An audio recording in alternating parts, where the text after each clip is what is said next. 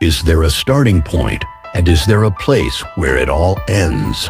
According to my theories and refined thought process, all is perpetual. The one simple circle is the sum of all geometry. In the second dimension lies the circle. Every imaginable shape, infinitely many shapes and vortexes, fits within the circle. In the circle, the end can be the beginning and vice versa. In recent studies, physicists theorize our physical third dimension reality is a quasi-crystal dimension projected to, and for us, from an eighth-dimension crystal reality. According to this theory, the third dimension is a product of a higher dimension via projection from a higher power. The sphere being a three-dimensional shape is a product of an eight-dimensional shape. However, I theorize as aforementioned that all can fit inside of a two-dimensional circle. As aforementioned, every shape and dimension can fit in the two-dimensional circle. In my theory, the eight-dimensional crystal is a product of the two-dimensional circle and provides the third dimension reality for our existence. I will explain.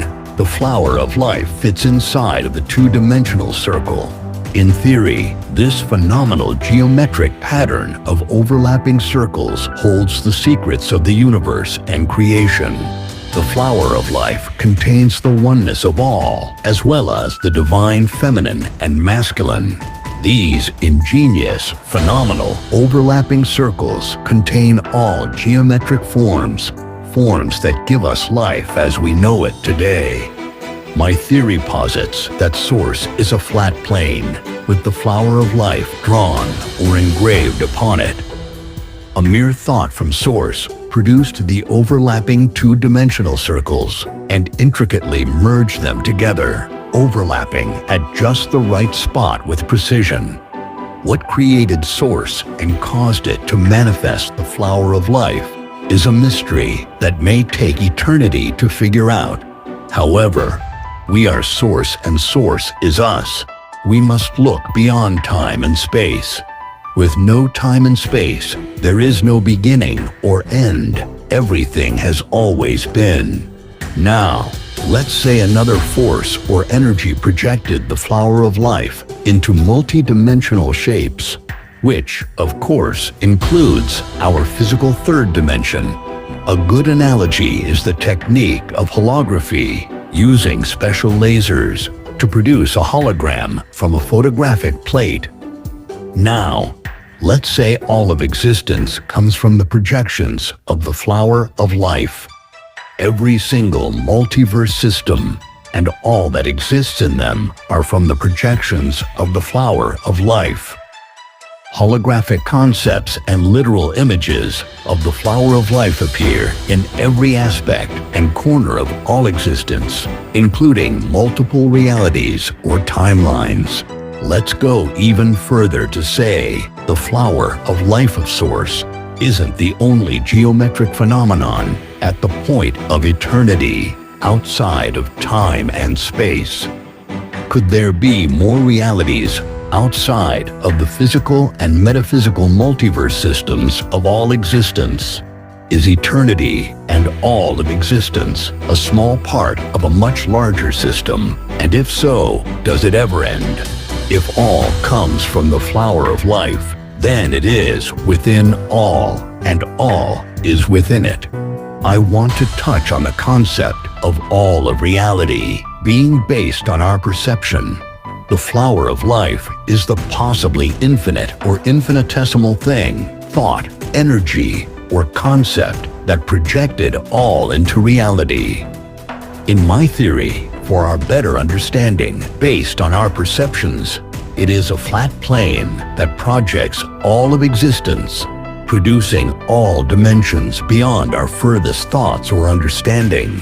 We perceive it and produce a reality based on the 19 overlapping circles on a two-dimensional plane. However, in my theory, it is a thing or concept beyond anything imaginable. To sum this up, all is one within the 0 point. which is the all-encompassing flower of life within the circle.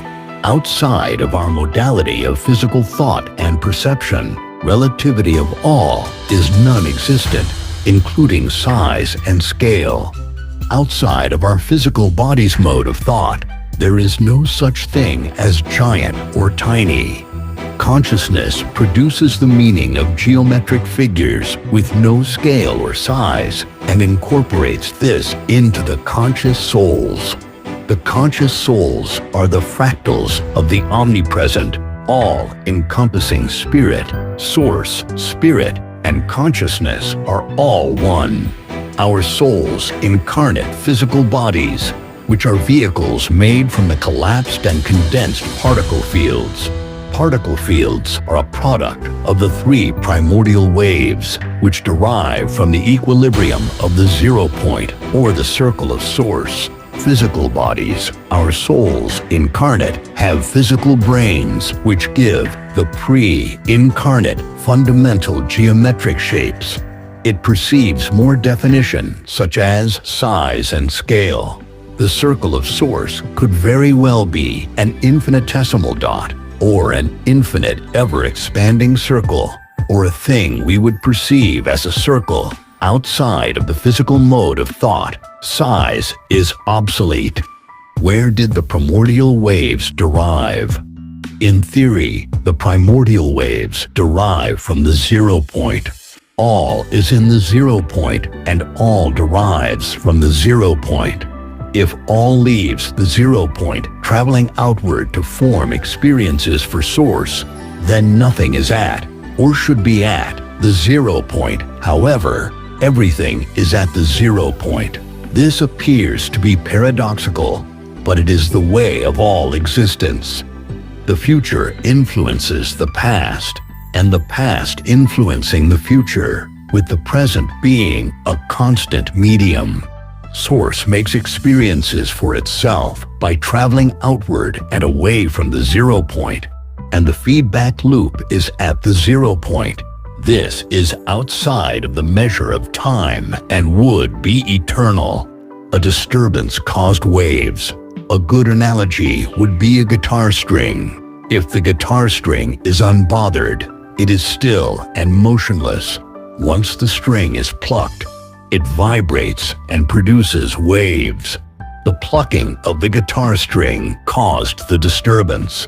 So what caused the disturbance to create all vibrations, frequencies, and wave in all of entirety? According to my theory, the initial thought produced by source consciousness caused the disturbance at the equilibrium of the 0 point. Science has proven that thoughts emit energy. The initial thought is the cradle of all thoughts in all of entirety. The thought that disturbed the equilibrium of the 0 point is the that produced the primordial waves, which set all in motion. The primordial waves operate in a scalar fashion. All other waves, including subwaves of the three, derive from the three primordial scalar waves.